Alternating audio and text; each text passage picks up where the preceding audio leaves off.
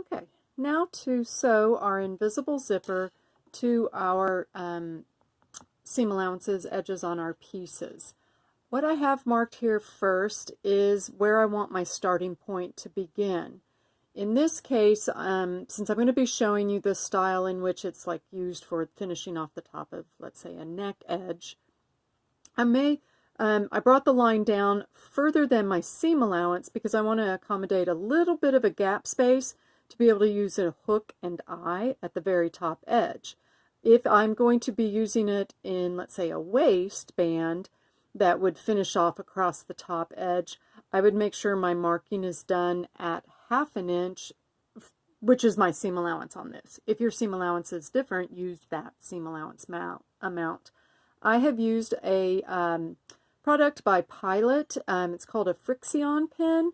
These are wonderful because they iron off. So I can safely mark lines in order to see and then eventually iron them off when I do not need them anymore. All right, on my invisible zipper, my starting point is not the top of the tape. That will want to get enclosed in the seam allowance. My starting point is going to be this little molded plastic right here at the top edge. The other thing to also note, let's see, I'm going to sew this side first. So I'll move this piece out of the way, is that this is my right side of my garment is up, but I actually need to flip the zipper down. So the front side of the zipper is actually down on my face piece here. The other thing I had done already off camera was kind of rolled back my zipper teeth and gave the zipper a quick little press just to kind of flatten it out a little bit. And I'm also using an invisible zipper presser foot. It has 2 grooves on it so that the teeth can follow through one of those channels when sewing, and it'll put my needle right at this little crease where the teeth want to roll back. So I'm going to go ahead and get this set in here. I also want to be at my needle at my seam allowance distance, which in this case is 1/2 inch. There we go. So I've got that all secured. I'm going to go ahead and start sewing. Now I am doing this in white thread so you'll be able to see it. Normally you would be using a zipper close to the color of your fabric, and same with your thread color. You'd want all of that to match, but for our video purposes we're making it so that you can see it on camera. All right, as I near the base of the zipper pull, I'm not going to be able to get to the very end of the zipper, but I am going to stitch it down as close as I can, give a little back stitch to secure that side. All right, and come on out of there. There we go. It was secured very well in there. All right, where did my scissors go? Here we go. And I will clip away my thread tails. All right. Now, the next thing is to do it on the other side.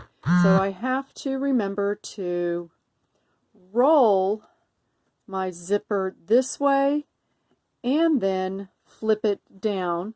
I could even move this whole thing over.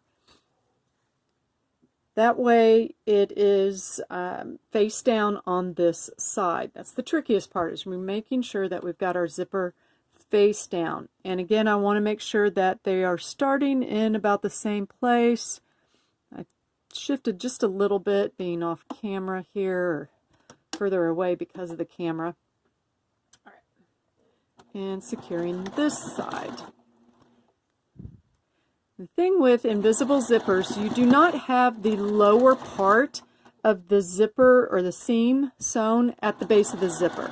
That way, if there's any little bit of shifting, it does not cause any puckering at the bottom. And you'll see that next step here in just a moment. And again, I'll stitch down to near the base of the zipper pull and click. Now, there are 2 pieces. I also recommend, if doing this, let's say on your back piece, or if it happens to be a side seams, You do it without the whole rest of the garment all put together. That way, if these got flipped around, you can usually untwist them. And then there's also nothing in your way underneath. So we've got that stitched down. It's nice and close. If you don't have a zipper, invisible zipper foot, you can use a one-sided zipper foot. And on most machines, you can adjust your needle position and try to adjust it as far away from the zipper foot, and so that you can get as close to that inner folded edge there of your zipper teeth on that. All right, so that's installing the zipper. In the next video, I'll show you how to switch out your feet and finish up the seam on that following seam line.